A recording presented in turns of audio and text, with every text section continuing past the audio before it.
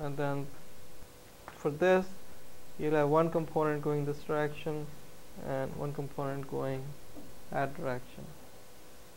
So we got FPD sine 45 times 4, that's the counterclockwise moment. We take that as positive.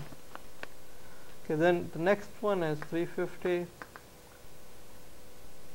sine 60, that's the vertical component acting at a distance of 4, and it's going in clockwise direction, so you make it counterclockwise, attach a negative sign.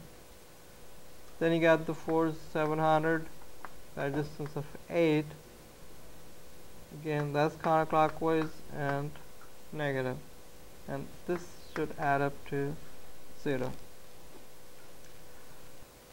So from here we can find FPD, and this comes out to be 2409 pounds, came out to be positive. The next equation would be, this is sum the force in y direction, that should also be 0. So you get a y that's going up plus FPD, which you just found as 2409. Then you need the sine component,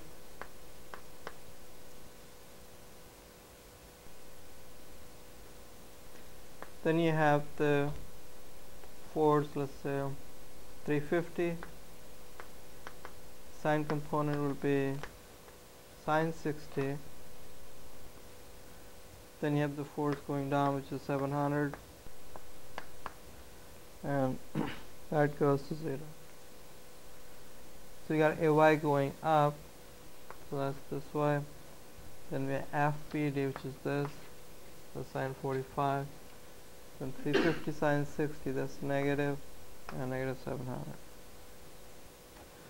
So from here we get AY, and it should come out to be approximately negative 700 pounds. And it was taken going up. So that would be 700 pounds positive, and it should be going down. Then we need one more reaction. This time we sum the force in x, and that should be 0. So that gives us AX, that's the positive. Then you have negative FPD, this is 2409, and the component is cosine 45. Then you have a component from 350, that's cosine 60. Then you have a negative force,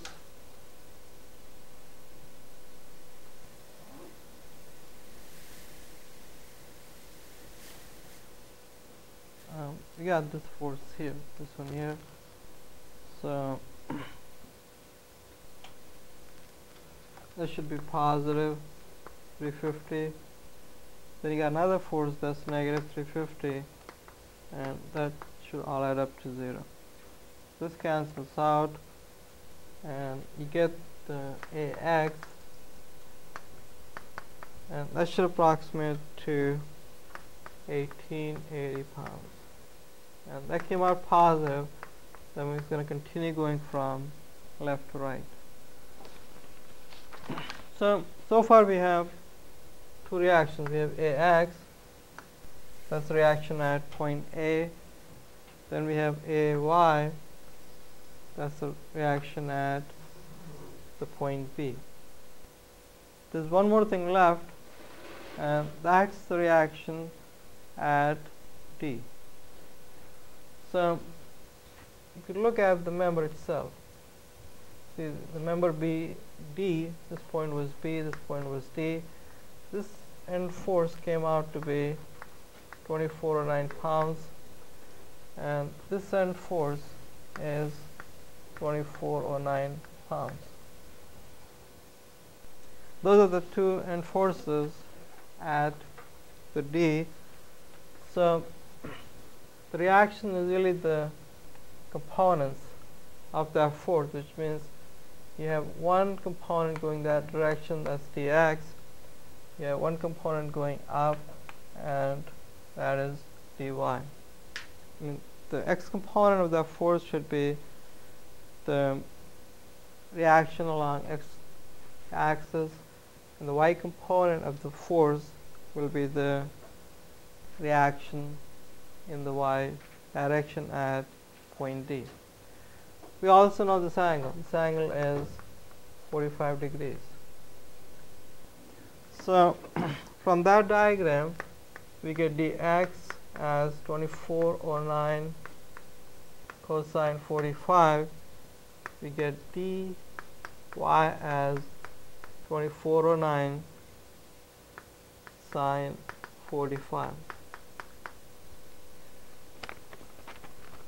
And on both are really the same magnitude. It will be 1700 pounds approximately here, and it's going to be 1700 pounds approximately here. We all know the direction at the end of the member. Now on the wall, I mean, if this was the actual hinge, then there's going to be a force in that direction, approximately 700 pounds, and there's going to be a force going down, and that's also going to be 1700 pounds. So that's the reaction at the wall itself. Then at the end of the member, these are going to be the two components of the reaction. Okay, so any questions on this?